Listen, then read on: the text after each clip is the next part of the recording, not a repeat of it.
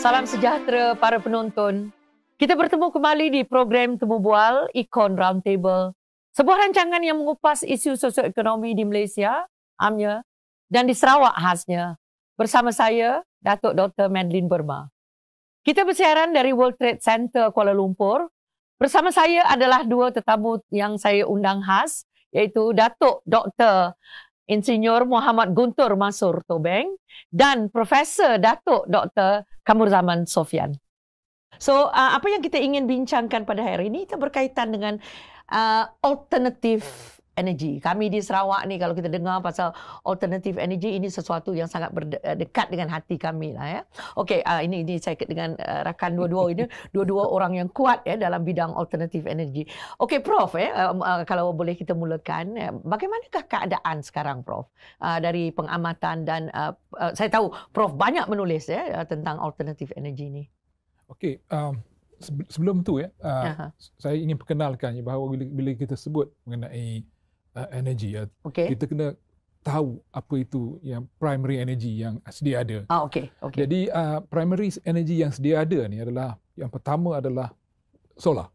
Solar. Ya. Yang kedua adalah apa itu geothermal. Okey. Yang ketiga adalah yang berkenaan dengan marine base seperti tidal wave, ombak dan sebagainya. Okay. Yang seterusnya adalah nuklear. Okey. Jadi kalau kita kembali pada solar ni ada tiga. Yang pertama adalah dipanggil direct, yang kedua dipanggil indirect, yang ketiga dipanggil stored. Yang direct tu, itu adalah direct conversion of sunlight into either electricity or either into thermal energy. Dari matahari kita convert direct. Yes, itu dipanggil direct. Yang ini yang kita banyak tengok sekarang ni. Dan yang keduanya adalah dipanggil indirect solar. Dan indirect solar ni adalah angin, tenaga angin dan tenaga hidro. Manakala stored solar tu, ini interesting ya, stored solar tu adalah satu dipanggil renewable hydrocarbon. Yang ini adalah biomass, biogas dan apa jenis biofuel yang ada. Dan seterusnya dipanggil, satu lagi itu dipanggil sebagai non-renewable hydrocarbon. Ini adalah petroleum, gas asli, arang batu dan juga hidro. Maknanya once it's gone? Sorry, shale, bukan hidro, saya minta maaf. Dan untuk Malaysia, ya, yang kita sejak tahun 80-an, kita punya conventional energy adalah petroleum, arang batu, hidro dan juga gas asli.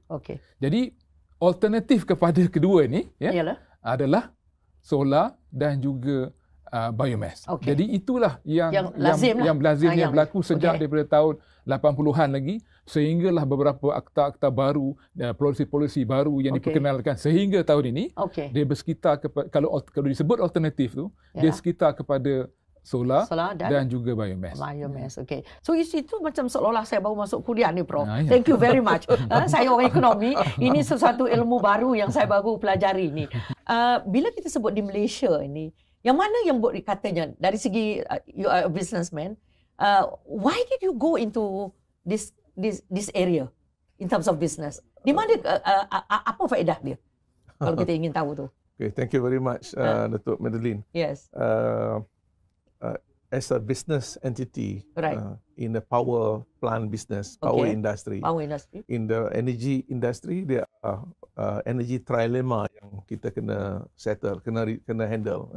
Number one, energy security. Number two, affordability. Number three, availability. Alright. So the energy security ni is talking about how many downtime can you afford to have. What does that mean? Downtime means dalam satu tahun berapa banyak masa yang boleh ada you can afford to have downtime. Maknanya in Malaysia our time is 1 day. Maknanya 1 day which is the best in ASEAN. Nothing more than 1 day. Kalau I think about 1 hour per incident tu pun dah lama. So 60 seconds. So that is the energy security. Number two, affordability. We want to check what is the least cost of dispatch. Kalau conventional energy in Semenanjung, you're talking about 23.77 cent per kilowatt hour per unit. Okay, kalau di Sarawak But solar is now going about 18 cent per kilowatt hour, so it's already competitive. Alright. In Sarawak is even lower. Kalau you tengok, if you compare the electricity tariff between Semenanjung and Sarawak, in Semenanjung we pay 57 cent for domestic. Right. In Sarawak, you're charging only about 13 cent. Sustainability is important aspect of energy. Maknanya, we make a commitment in COP21 that we want to reduce carbon emission reduction by 30% by 2025. So this is the numbers that we are holding on it. So in actually delivering this commitment, so we're doing a lot of programs.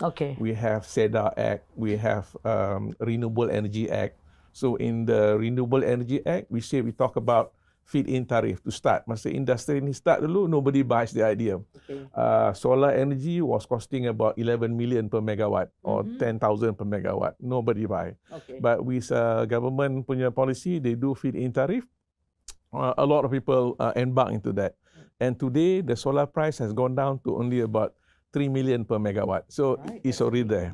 It's already getting much cheaper than the conventional energy. And I was informed in Sarawak, there was about 15 companies who are actively involved in the solar hybrid, the solar off-grid and so on. Satu perkara yang saya nak tahu nanti kan Prof, bila kita bercerita tentang energi nanti, we're talking about, tadi saya dah sebut tentang alternative energy.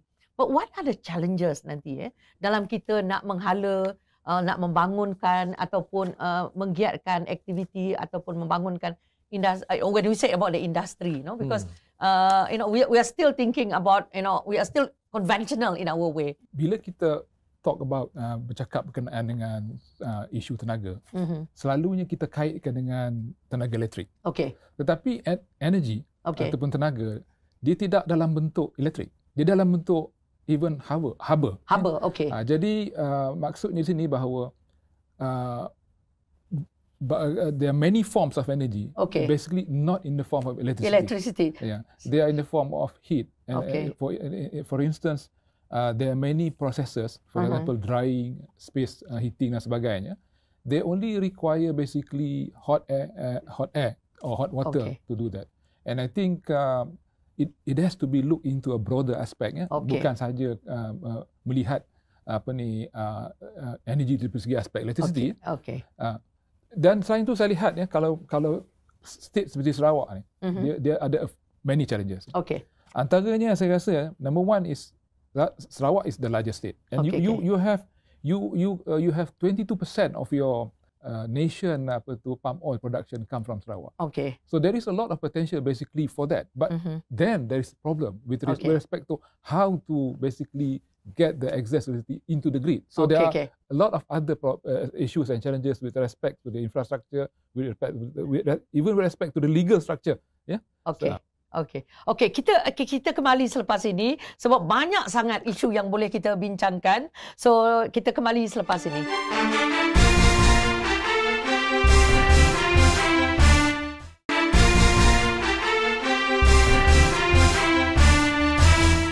Okey, kita kembali lagi untuk membincangkan isu yang sangat menarik pada hari ini, iaitu berkaitan dengan tenaga dan fokus kita lebih kepada alternative energy sebab tadi Prof dan juga Dr. Insinyur ada menyebut tentang pentingnya industri ini ataupun sektor ini kepada pembangunan ekonomi negara kita. Dan sebelum kita melangkah ke hadapan, apakah tadi cabaran yang disebut tadi kan? One of the major ones lah, Prof, if you can highlight. Yeah, because the challenge is basically to develop a system basically that uses dia punya own resources. And there are ways basically to optimum resources. Where there are solar, you use solar. Where there's a biomass, you use biomass. And of course, the challenge is to integrate them, to centralize them. And that requires real challenge in terms of to get those energy to the grid. Jadi di sinilah banyak challenges there. But I think it's not something that it cannot be solved. It can be solved. So you see a lot of potential. Yes, because the one that will make something go ahead is actually the economics. The economics of it. there are ways for you to combine all the energy, to hybridize all the energy, and at the end of the day, the energy, the cost of energy, the cost of energy per kilowatt, per kilowatt hour, right, that matters. Right. That will decide whether you go ahead or whether you go to whether you go into an optimum mix of renewable energy resources. Right. And that will be based on the thing that you have surrounding you. Okay. Yeah. I give you an example. For instance, if you have a small village, all right, and then there's a concept called net neutral renewable energy community. Okay, what does that mean, Prof? If you can elaborate a bit. In a village is net neutral. Okay. On an annual basis. All right. They don't need to import anything from outside. Right. Okay. Yeah? They produce as it is. Okay. They produce things that basically using the optimal mix of energy system that they have around. You have solar, use solar. Yeah. If you have wind, use wind. You have mini hydro, use mini hydro. And you use that optimally. Okay. Yeah? And then you can create income generation and so on from these sources of energy. Okay. Yeah. Okay. Now, he was talking about dollars and cents. So I think this is where the business people really, you have mentioned earlier that kita rasa sekarang costnya sudah menjadi very kita kata memang kompetitif lah ya. Right. So tetapi apakah dia cabaran ya apabila doktor dalam industri ini ya, katanya tadi memang ramai yang dalam tu. So if you can highlight some of the business challenges and how can the government assist you, or is it just basically you think everything is okay? First, in context of Sarawak, the biggest challenge I think is the logistic. Location, remote. Kalau perkampungan di sebelah Baram, ini very far out. Right. But we are fortunate because state government of Sarawak is very brilliant in planning the whole thing. You have RES, renewable rural electricity scheme on the west coast, and then you have hybrid on the further deep, and then you also have renewable energies, RESS. So these are a good mix that can be that you can supply the electricity energy to the villages. Okay. So that's why I see that this is a good opportunity that you have this in the past. The knowledge, the know-how was not available within Sarawak. Okay. But today in Sarawak, you already have about 15 to 20 companies who can bid for the projects and get the license, and capacity building are being built. Okay. So this is very good. Okay. And the other area that I see is maybe the challenges is the policy. Okay. The state government will have to reduce. You cannot have a very rigid policy. Like in Malaysia, we have Akta Bakal Elektrik. We have Suruhanjaya Tenaga to control the thing. In Sarawak, you have Electricity Ordinance of Sarawak. And then you have Electricity Inspectorate Unit, which is going to govern the whole thing. So these two entities have different approach and different way to govern the industry, make it more difficult. We had the same situation in Malaysia as well. But today, we are more flexible, we are more open with renewable energy coming, like solar in Malaysia. It is already a economic locomotive by itself. Government set a target of 6,000 megawatt. They're talking about 30 billion markets kick to be shared. And every year you open up 500 megawatt to bid. As you know, economic means if the project viability is there and the bank finance you, then you're on your own. So the government just need to give a license and the industry will play by itself. It's market forces already. So I see that this is a big opportunity for solar business in Sarawak, because today we see that Sarawak use solar for rural area only. Solar hybrid, solar off-grid and so on. But in Semenanjung, we use solar as a renewable energy. So where you can sell REC. Here, alternative energy or renewable energy is something like very premium. People come and approach me to buy my REC certificate. Even people like Google who wants to get the carbon footprint, they buy and so on. So these are very interesting. And I believe that if Sarawak has got a cheap electricity from hydro, perhaps you can invite a lot more data center. Because data center business, 30% cost is coming from electricity. So these are the industry that can go. But as for you to develop its own locomotive in Sarawak, probably similar program like the solar we have in Malaysia can be implemented for the Sarawak economies, so that everybody can become a player, the bankers can give loans. Right. The rural people can be trained to become solar installer. Right. I believe in 2013, I install about 36 sites in the rural internet area. We have no idea what is Sarawak at that time, when we went into area like Pulau Bruit, Dab, Tada, these are, oh my God. And then I went to Bario. Right. These are really, we went to Long Kajang. We take 4 days to arrive, or with a 4-wheel drive. Right. But it only take 1.5 hours to fly, chopper, Bak Kelalan, Bario, and so on. That's a real challenge. Yeah, it's exciting. Right. So you see, when we were there in Bario, we just put up, they call it short takeoff landing airport. So the airport is powered by solar and battery. Right. No hybrid, because diesel is expensive then.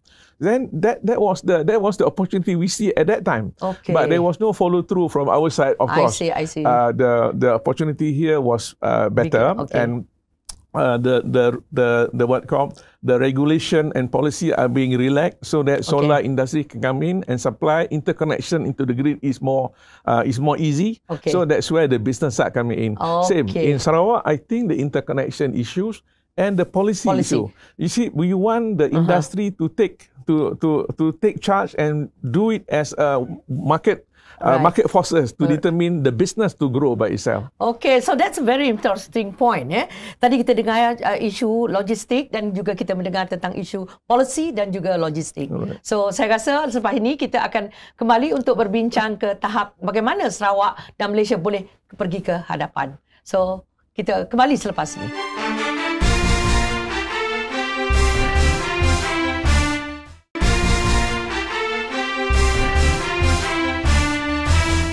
Okey, kita kembali lagi untuk membincangkan tentang tenaga dan juga alternative energy. Okey, Prof, ni saya dekat Sarawak tu, saya bila balik ke Kuching, adik-beradik saya semua bercerita tentang bas hidrogen.